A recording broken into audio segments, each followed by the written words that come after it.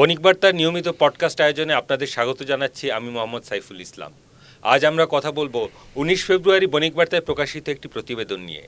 প্রতিবেদনের শিরোনাম জ্বালানি ও বিদ্যুৎ খাতের সংকট বিএনপি সরকারকে বড় পরীক্ষায় ফেলবে।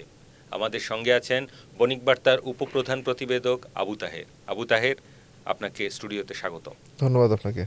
আমার প্রথম প্রশ্ন হচ্ছে, আবু তাহের, দেশের বিদ্যুৎ ও জ্বালানি খাতে এই মুহূর্তে সবচেয়ে বড় সংকটগুলো কি কি? দেশের বিদ্যুৎ খাতের এই মুহূর্তে সবচেয়ে বড় চ্যালেঞ্জ কতটুকু নিরবিচ্ছিন্ন বিদ্যুৎ সরবরাহ দেওয়া যেতে পারে, যেটি বিগত কয়েক মাস ধরে আমরা শুনে এসেছিলাম এবং নতুন সরকারও সেটি কিন্তু বলেছেন যে আমাদের কাছে এই মুহূর্তে চ্যালেঞ্জ হচ্ছে নিরবিচ্ছিন্ন বিদ্যুৎ সরবরাহ করা। এবং এই নিরবিচ্ছিন্ন বিদ্যুৎ সরবরাহের পেছনে কিন্তু দুইটি বিষয় কাজ করছে। একটি হচ্ছে যে জ্বালানির সরবরাহ ব্যবস্থাপনা, অর্থাৎ আপনি জানেন যে আমাদের বিপুল পরিমাণ বিদ্যুতে কিন্তু গ্যাসের প্রয়োজন হয়, যেটার সংকট বরাবরই থাকে এবং শেষ কিংবা রমজান এবং সামনে যে গ্রীষ্ম আসতেছে এটাতে কিন্তু গ্যাসভিত্তিক পাওয়ার প্ল্যান্টের সরবরাহ কিন্তু বেড়ে যায়। সেখানে যদি গ্যাস ঠিকঠাক মতো দেওয়া না যায় তখন কিন্তু আসলে মূলত লোডশেডিংটা হয় এবং যেটির প্রভাব কিন্তু সারা দেশব্যাপী পড়ে থাকে। তো সব কিছু মিলেই যদি আমরা বলি তাহলে এই মুহূর্তে সরকারের যদি আমরা প্রধান দেখি তাহলে চ্যালেঞ্জটা হচ্ছে যে নিরবিচ্ছিন্ন বিদ্যুৎ সরবরাহ ব্যবস্থাপনা ঠিক রাখা। আপনার কাছে আমার পরের প্রশ্ন, আপনি যে বললেন যে রমজান ও সেচ মৌসুমে একটা বড় ধরনের সংকট দেখা দিতে পারে, এই সংকট মোকাবেলায় সরকার কি কি পদক্ষেপের কথা ভাবছে? দেখুন, গতকালকেই কিন্তু বিদ্যুৎ জ্বালানি খনিজ সম্পদ মন্ত্রী এবং প্রতিমন্ত্রী তারা দায়িত্ব অফিস করেছেন সচিবালয়ে এবং কালকেই সব সংস্থা অধিদপ্তরের যারা বিদ্যুৎ খাতের যারা আছেন তাদের সবার সঙ্গে বসেছেন। সেখানে আমরা বিদ্যুৎ বিভাগের প্রতিনিধিদের সঙ্গে আনঅফিসিয়ালি কথা বলে আমরা জানতে পেরেছি যে আসলে সরকার এই মুহূর্তে চিন্তা করছেন যে কিভাবে বিদ্যুৎ সরবরাহ ব্যবস্থাপনা ঠিক রাখা যায় এবং তার জন্য যে বিপুল পরিমাণ একটা বকেয়া অন্তর্বর্তী সরকার রেখে গেছেন এটার বকেয়া পরিশোধটা কীভাবে করা যায় সেই পরিকল্পনাটাও কিন্তু তারা গতকালকেই জানিয়েছেন এবং সেই সঙ্গে গ্যাস সরবরাহ ব্যবস্থাপনাও কতটুকু ঠিক রাখা যায় সেটি নিয়ে, অর্থাৎ মোটামুটি 4-5টি প্ল্যান নিয়ে কিন্তু আলোচনা হয়েছে। এবং আপনি জানেন যে বর্তমান সরকারের যে 180 দিনের একটি পরিকল্পনা, সেখানেও কিন্তু বিদ্যুৎ সরবরাহ ব্যবস্থাপনার বিষয়টি খুব জোর দেওয়া হয়েছে এই মুহূর্তে।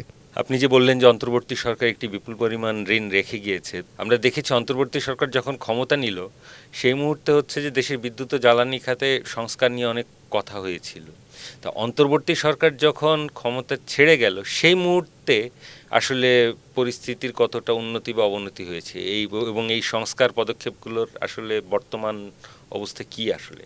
জি, আপনি ঠিকই বলেছেন যে অন্তর্বর্তী সরকার যখন ক্ষমতা নেয় তখন কিন্তু সবচেয়ে বড় যে প্রশ্নটি ছিল সেটা হচ্ছে বিদ্যুৎ খাতের বিদেশি যে বকেয়া, সেই বকেয়াটা নিয়ে। এবং সেটি কিন্তু বিপুল পরিমাণ একটা বকেয়া, আমি এই মুহূর্তে ঠিক বলতে পারছি না অ্যামাউন্টটা, তবে এটি না হলেও প্রায় 70,000 কোটি টাকার কাছাকাছি এই বকেয়াটা হবে। সেটি কিন্তু কমে এসেছিল বিদেশি বকেয়া। এখন আমরা যদি বলি যে বকেয়া বলতে আমাদের বিদ্যুৎ খাতে, এবং এর আগে কিন্তু জ্বালানি খাতে একটা বিশাল বকেয়া ছিল, এখন সেটি খুব বেশি নেই আমরা যতটুকু জানতে পেরেছি।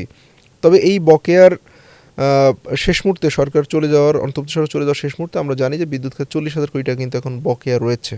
আপনি যে বলেছেন যে সংস্কার পদক্ষেপের ভিতরেও কিন্তু এই যে বকেয়া পরিশোধ সেটি কিন্তু রয়েছে। তবে একটি বিষয় নিয়ে বারবার কথা হচ্ছে, সেটি হলো যে বিদ্যুৎ খাতের জ্বালানি খাতের যে সংস্কারের কথা বলা হচ্ছে সেটি কিন্তু আইনগত এবং আপনার পলিসিগত কিছু সংস্কার কিন্তু হয়েছে। এটা আমরা বলবো না যে হয়নি, কিন্তু আসলে যে কাঠামোগত যে সংস্কার সেটি নিয়ে কিন্তু বড় প্রশ্ন থেকে গেছে। কারণ আপনি যদি বিদ্যুৎ জ্বালানি খাতের কাঠামোগত সংস্কার ওই অর্থে হয়ে থাকে তাহলে দেখবেন যে আপনার সেখানে কিন্তু পিডিবির লোকসান হওয়ার কথা ছিল না, কিন্তু পিডিবি কিন্তু বিপুল পরিমাণ অর্থ লোকসান করেছে। একই সঙ্গে বিদ্যুৎ খাতের যে দুর্নীতি, এই বিষয়গুলো শুনেছিলাম সেটিও কিন্তু এখনও রয়ে গেছে।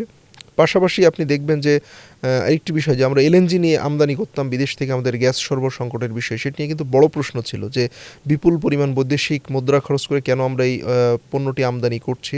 তো দেখা গেছে অন্তর্বর্তী সরকার ক্ষমতায় আসার পরে দেশের গ্যাস সরবরাহ ব্যবস্থাপনা ঠিক রাখতে গিয়ে কিন্তু অতীতের যে কোনো সময়ের চেয়ে বেশি পরিমাণ এলএনজি আমদানি করেছে এবং 2024-25 অর্থ বছরে কিন্তু আমাদের এলএনজি আমদানিতে প্রায় 55,000 কোটি টাকার বেশি কিন্তু ব্যয় হয়েছে। এটি নিয়ে একটি বড় প্রশ্ন যে আসলে কেন যেখানে বিদ্যুৎ খাতের লোকসান বাড়ছে, জ্বালানি খাতের লোকসান বাড়ছে, সেখানে বিপুল পরিমাণ এই পণ্যটি কেন আমদানি করছি, কেন আমাদের স্থানীয় সরবরাহ আমরা বাড়াতে পারলাম না, সেটি নিয়েও কিন্তু বড় প্রশ্ন থেকে গেছে। ফলে সংস্কার যেটি আমরা বলছি যে করতে পেরেছে কিংবা পারেনি, এটি নিয়ে একটি কিন্তু বিতর্কও রয়েছে যে কিছু আইনগত সংস্কার তো হয়েছে কিন্তু মোটা অর্থে বিদ্যুৎ জ্বালানি খাতের যে আর্থিক লোকসান এবং এ খাতের যে দায় দেনা কমানোর যে সংস্কার, সেটি কিন্তু আমরা দৃশ্যমান কোনো কিছু দেখতে পাইনি।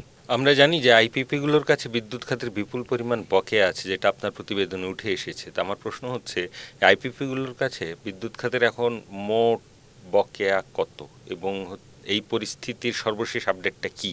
দেখুন, আইপিপি খাতের ভিতরে কিন্তু আপনি গ্যাস ভিত্তিক বলেন, জ্বালানি তেল ভিত্তিক বলেন এবং সোলারের অনেকগুলো পাওয়ার প্রজেক্ট আসছে। এইগুলোর আসলে মেজর পর্শনে যদি আপনি অর্থের কথাটা চিন্তা করেন, তাহলে এটার বকেয়া অনেক বড়। তবে আমাদের বিদ্যুৎ খাতের সরবরাহ ব্যবস্থাটা ঠিক রাখতে এখন পর্যন্ত যে পরিমাণ বকেয়ার কথা আমরা বলছি, সেটি একটি বড় বকেয়া কিন্তু হচ্ছে ফার্নেস অয়েল ভিত্তিক বিদ্যুৎ কেন্দ্রে, যেখানে কিন্তু 14,000 কোটি টাকার মতো বকেয়া রয়েছে। আপনি গত সপ্তাহে কিন্তু আইপিপি মালিকদের সংগঠন Bangladesh independent power producer association, তারা কিন্তু একটি প্রেস কনফারেন্স করেছে। সেখানে তারা তাদের বিদ্যুৎ সরবরাহ সরকারকে দিতে পারবে কিনা সেই আশঙ্কার কথাও কিন্তু তারা জানিয়েছেন। এবং তাদের থেকে আমরা যেটা জানতে পেরেছি সেটি হলো যে ফার্নেস অয়েল ভিত্তিক যতগুলো পাওয়ার প্ল্যান্ট রয়েছে সেই জায়গাগুলো বকেয়া কিন্তু 14,000 কোটি টাকা, এবং এটি কিন্তু 8-9 মাসের বকেয়া।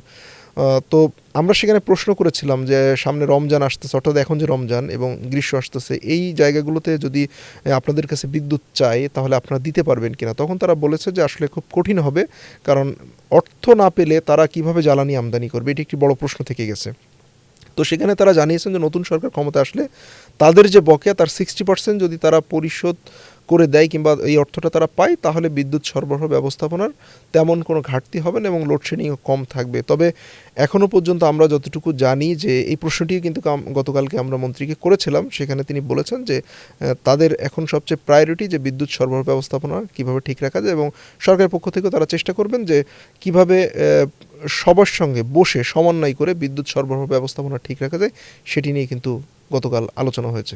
আবু তাহের, আপনাকে অসংখ্য ধন্যবাদ। প্রিয় দর্শক, আমরা নিয়মিতই আপনাদের সামনে হাজির হব এমন নানা বিষয় নিয়ে। আমাদের সঙ্গে থাকুন, চোখ রাখুন বণিক বার্তার ইউটিউব চ্যানেল ও ফেসবুক পেজে। ধন্যবাদ।